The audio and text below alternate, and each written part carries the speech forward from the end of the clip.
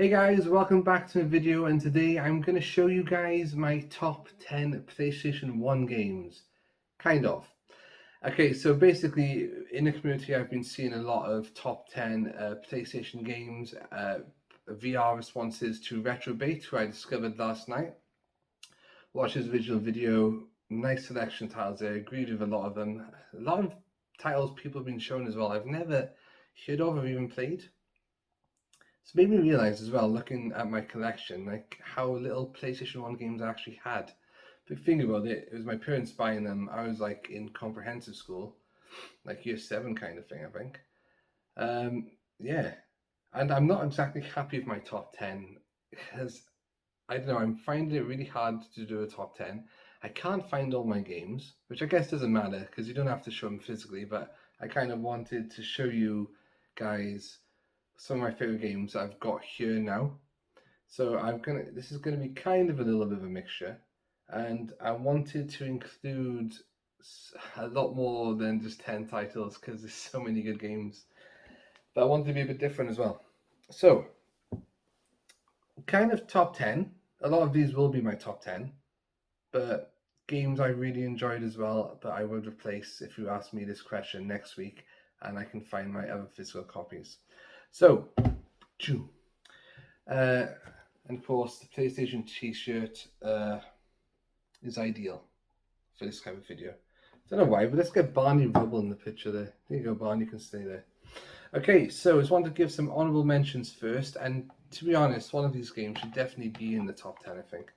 But first of all, it's Crash Bandicoot 3 Warped. Love this series. I never owned the first two. I think I only borrowed them off friends.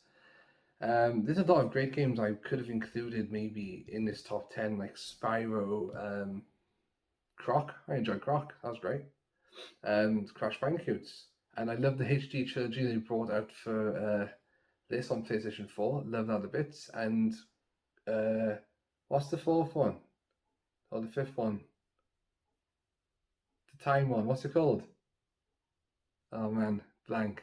But I really enjoyed that on PlayStation 4 as well. Yeah, that's got me now. It's got me. What is it? It's something clever to do with time, isn't it? Okay. Anyway, another honorable mention, which probably should be in the list to be honest, which probably will change, is Resident Evil 3 Nemesis. Love the Resi games, but I'm one of those people who never finished Resident Evil 1 on PlayStation 1. My mate had it. I borrowed it a few times. I always got like the last kind of bit, but couldn't do it. So one day I would like to go back and do that, but the tank controls, that might do my head in now. But number 3, Nemesis, this is one I did own, and I quite enjoyed it. Especially because of the Nemesis bloke. He was a really evil guy, just going after all the STARS members and, bumping them off. But what I liked about this game, it introduced like the kind of quick time event, and you could pick two options to try and escape him, and like one would end up maybe with you escaping, or then if you pick the wrong one, you might have to fight him. That's my memory anyway. I haven't played the HD remake or remaster of this game, but I've heard it's been slated a lot. However, I did play the Resident Evil 2 remake, and I really enjoyed that. It's funny as well because like a lot of the stuff in it I couldn't remember, and then I remembered it for different reasons. Anyway, so two that I haven't got physically that I want to mention now. These aren't the bottom of the list, so this is in no particular order, apart from maybe my top 4-ish. Is Tomb Raider 2.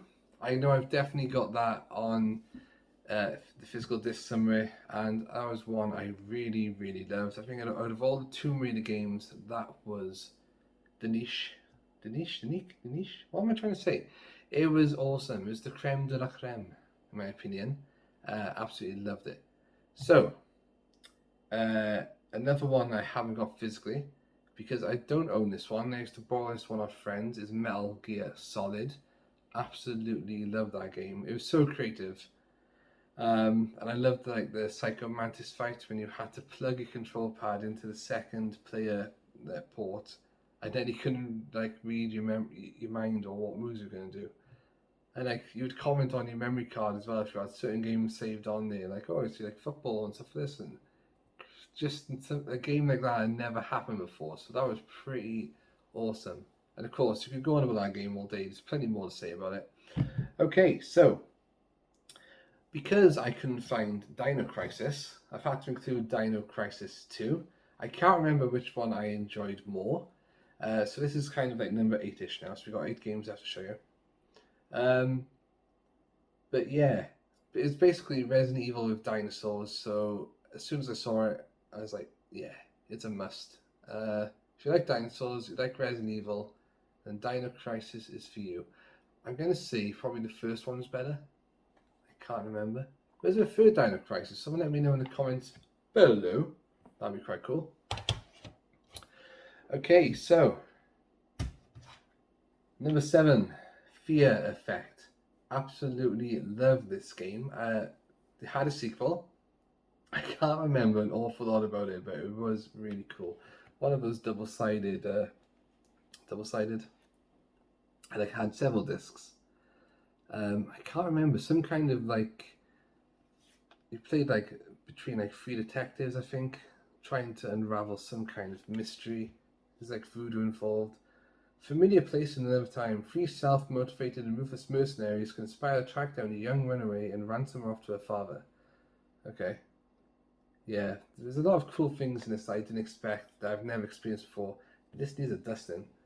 And it was cool. And I never picked up the second one. Okay, now this definitely is in my top 10 but here. None other than Driver. Absolutely loved this game back in the day. First kind of, that kind of driving game that I'd ever played really. This was being the first one, this was when you couldn't get out of the car.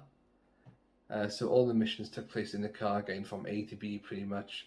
But oh man, the beginning of this game, you've got to pass that trial when you're driving in the garage. Going in and out of like the barriers, doing like 360s, 180s, and if you didn't pass that, you couldn't get on the game. So I don't agree with how they did that, and I think a lot of parents out there would have had upset children because they couldn't get past that part. But eventually did it, and yeah, really enjoyed it. And I went on to get Driver 2 as well, where you could get out of the car. That was awesome. But yeah, me and my friends had loads and loads of good memories on this. Okay, so next one up is Resident Evil 2. That's why I didn't put Nemesis in there, because I wanted to kind of show a variety. I don't have to say a lot about this game because for a lot of people it is their favourite Resident Evil. Yeah, playing as Leon and who's it, Claire? Leon and Claire. You had both the scenarios to play through, going back to Raccoon City. Great stuff, man, great stuff. Now, this is the part that's going to annoy a lot of people out there if you're not an RPG fan. Okay, so for my last remaining 4, you can switch off now if you want, it's up to you. But if it's the top 10 and I had to pick games that excited me the most, ones I really looked forward to, and being honest, that I couldn't wait to come out, is basically Final Fantasy games. I know a lot of people slate it, I know a lot of people are sick of hearing of it, and then I know a lot of people generally love the games for what they are. Okay, so I'm just going to show you then, guys, Final Fantasy VI. Absolutely love this game. This is one of the top ones for me. Before you had like 7, 8 onwards, all those. When they brought this out, so good, so good. Final Fantasy VI. If you want to start a Final Fantasy like old kind of type, like a 2D map kind of thing, Final Fantasy VI is the one to go for. Forget 1, 2, 3, 4, 5. Go for this one, definitely. Okay, so then next up is one first. Final Fantasy VIII. Not my favourite Final Fantasy game out of the ones on PlayStation, but definitely an awesome one. The last boss in this though was crazy, Ultimisia. She kicked my butt for a long, long time. Yeah, but the thing with the Final Fantasy games, people go on about them so much, because if you like that kind of game, the story in them, at least for the older games, is absolutely phenomenal. The music, the gameplay, the characters, the creativeness of it all was great. And then one of my favorites as well, Final Fantasy 9. This was for me the most kind of fantasy orientated Final Fantasy. Had quite a variety of different characters. The map was great. The story. I've actually got this on PlayStation 5 ready. I haven't played it yet. I've bought it to play this one again. This is why I put this before Final Fantasy 8, because I'm out of the two. This is the one I want to play again. And then, no surprise then, my top one, and the reason I actually got a PlayStation, Final Fantasy 7. Yeah, you all know about it. I don't have to talk about it. It is just simply the best RPG in the world, period. And the reason I bought a PlayStation in the first place, a lot of my friends in school were talking about Final Fantasy 7. I was like, what's this game everyone's on about? And they all had it on PlayStation. I didn't have a PlayStation at the time, I only had a PC. So I had it on PC, and my specs weren't good enough. And so installed it, played the intro, and it'd always get to one bit. There's like stars in the sky. It would start to rotate around, and it would freeze. And that was as far as it would go. And I played the game over my mate's house on his PC, and his ran fine. Well, actually, it was my copy, and we took it over to check if it worked, and it did. It was fine. So then, eventually, my dad said, "Yeah," I said to my dad, "Can I have a PlayStation, because it's just I don't have to install anything; they just run automatically." So he caved in, got me a PlayStation, and one of my friends in school was me and my best friend bumped into him in Caffeine a few weeks ago, and we talked about this story then. He had Final Fantasy 7, but he didn't like it, so he sold it to me for £20 around one of the blocks, the science block in school. We went around this, so no one could see us, no one try and mug us or anything for our copy. And yeah, the rest is history. So I know a lot of you don't like Final Fantasy, but that's what started my PlayStation gaming career off. There you go, guys. So that is it. It's like a top 10, but it's not a top 10 because I wanted a bit of variety in there and I struggled with this one. But there you go. Let me know what you thought about the comments below. What you thought about the comments. What you thought about the games in the comments below. I can't do this anymore, I'm telling you. I blame on the heat. It's quite. We've got showers today, but it's so humid. I'm bloody boiling.